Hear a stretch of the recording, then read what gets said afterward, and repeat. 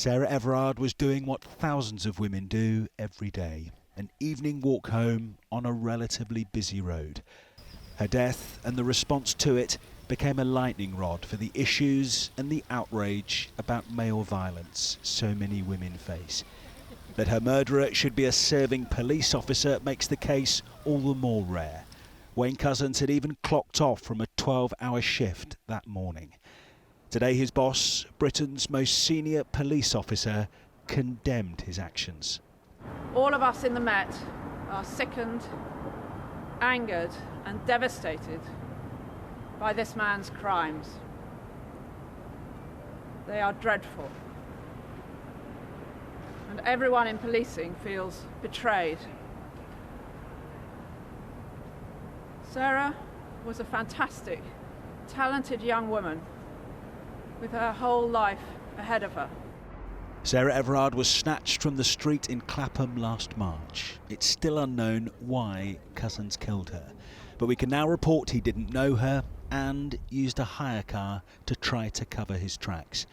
He brought her body to Woodland at Ashford in Kent. Couzens was arrested the day before her remains were found. He told police he had abducted her, but claimed he delivered her alive and well to a gang of Eastern Europeans running a vice ring in Kent. Today, as Couzens appeared on a video link from Belmarsh High Security Jail, Sarah Everard's mother and father and other family members were watching in court. He appeared to be shaking, possibly even sobbing at times. He'd previously admitted kidnap and rape, and today, when asked if he'd murdered her, responded guilty. His defence lawyer told the court the plea appeared to represent truly genuine guilt and remorse for what he did, and as he put it to us this morning, he will bear the burden for the rest of his life, and he deserves to. He doesn't feel sorry for himself, he feels sorry for what he did, he added. Questions now for the Met over its vetting processes. Couzens has been linked to an alleged indecent exposure incident in 2015, according to the police watchdog. The IOPC is also investigating 12 officers from several forces over matters connected to the murder investigation. But the officer himself is still withholding so much about his barbarity. Wayne Couzens lied to the police when he was arrested and to date has refused to comment.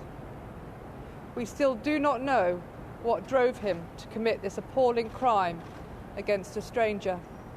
Those secrets may emerge before Miss Everard's murderer is sentenced in September.